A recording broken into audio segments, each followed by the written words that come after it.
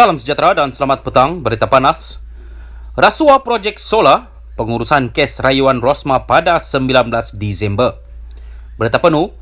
Tarikh akhir pengurusan kes rayuan Datin Sri Rosma Mansur terhadap sabitan dan hukuman penjara 10 tahun serta denda Rm970 juta bagi kesalahan rasuah membabitkan projek solar hybrid bernilai Rm1.25 bilion untuk 369 sekolah luar bandar di Sarawak ditetapkan pada 19 Disember ini.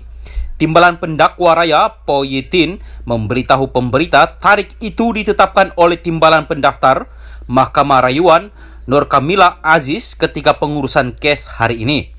Menurut Po, pihak pendakwaan akan memohon supaya rayuan Rosma terhadap keputusan Hakim Mahkamah Tinggi Kuala Lumpur Mohamid Zaini Mazlan yang menolak permohonannya supaya hakim itu menarik diri daripada mendengar perbicaraan kes dan membuat keputusan mengenai kes solar tersebut didengar bersama dengan rayuan untuk mengetepikan sabitan dan hukuman yang dijatuhkan oleh hakim berkenaan.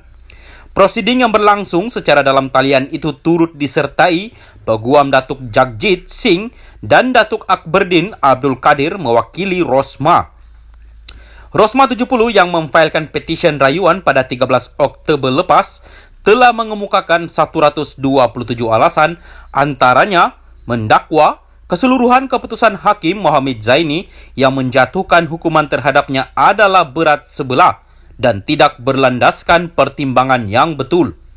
Pada 1 September lepas, Hakim Mohamid Zaini mendapati Rosma bersalah atas 3 pertuduhan rasuah berkaitan projek hybrid solar bernilai Rm1.25 bilion untuk 369 sekolah luar bandar di Sarawak dan menjatuhkan hukuman penjara 10 tahun serta denda Rm970 juta ringgit. Mahkamah juga memerintahkan isteri bekas Perdana Menteri Datuk Seri Najib Razak itu dipenjara 30 tahun jika gagal membayar denda itu. Bagaimanapun, Mahkamah Tinggi membenarkan penangguhan pelaksanaan hukuman penjara dan denda sementara menunggu rayuannya di Mahkamah Rayuan.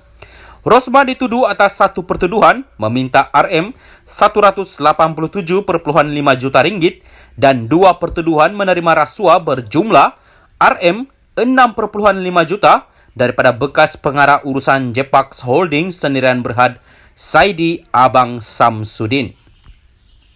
Salam sejahtera dan selamat petang. Berita panas. Rasuah Projek Solar, pengurusan kes rayuan Rosma pada 19 Disember. Berita penuh. Tarikh akhir pengurusan kes rayuan Datin Sri Rosma Mansur terhadap sabitan dan hukuman penjara 10 tahun serta denda Rm970 juta bagi kesalahan rasuah membabitkan projek solar hybrid bernilai Rm1.25 bilion untuk 369 sekolah luar bandar di Sarawak ditetapkan pada 19 Disember ini. Timbalan pendakwa raya Po Yetin memberitahu pemberita tarikh itu ditetapkan oleh Timbalan Pendaftar Mahkamah Rayuan Nur Kamila Aziz ketika pengurusan kes hari ini. Menurut Po, pihak pendakwaan akan memohon supaya rayuan Rosma terhadap keputusan Hakim Mahkamah Tinggi Kuala Lumpur Mohamid Zaini Mazlan yang menolak permohonannya supaya hakim itu menarik diri daripada mendengar perbicaraan kes dan membuat keputusan mengenai kes solar tersebut didengar bersama dengan rayuan untuk mengetepikan sabitan dan hukuman yang dijatuhkan oleh hakim berkenaan. Prosiding yang berlangsung secara dalam talian itu turut disertai Peguam Datuk Jagjit Singh dan Datuk Akberdin Abdul Kadir mewakili Rosma.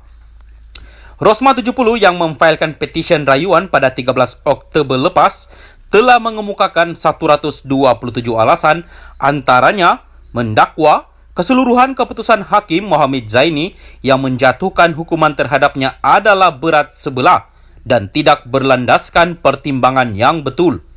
Pada 1 September lepas, Hakim Mohamid Zaini mendapati Rosma bersalah atas 3 pertuduhan rasuah berkaitan projek hybrid solar bernilai Rm1.25 bilion untuk 369 sekolah luar bandar di Sarawak dan menjatuhkan hukuman penjara 10 tahun serta denda Rm970 juta ringgit. Mahkamah juga memerintahkan istri bekas Perdana Menteri Datuk Seri Najib Razak itu dipenjara 30 tahun jika gagal membayar denda itu.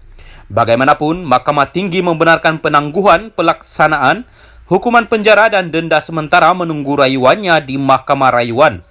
Rosmah dituduh atas satu pertuduhan meminta RM Rp187.5 juta dan dua pertuduhan menerima rasuah berjumlah RM6.5 juta daripada bekas pengarah urusan Jepax Holdings Sendirian Berhad Saidi Abang Samsudin.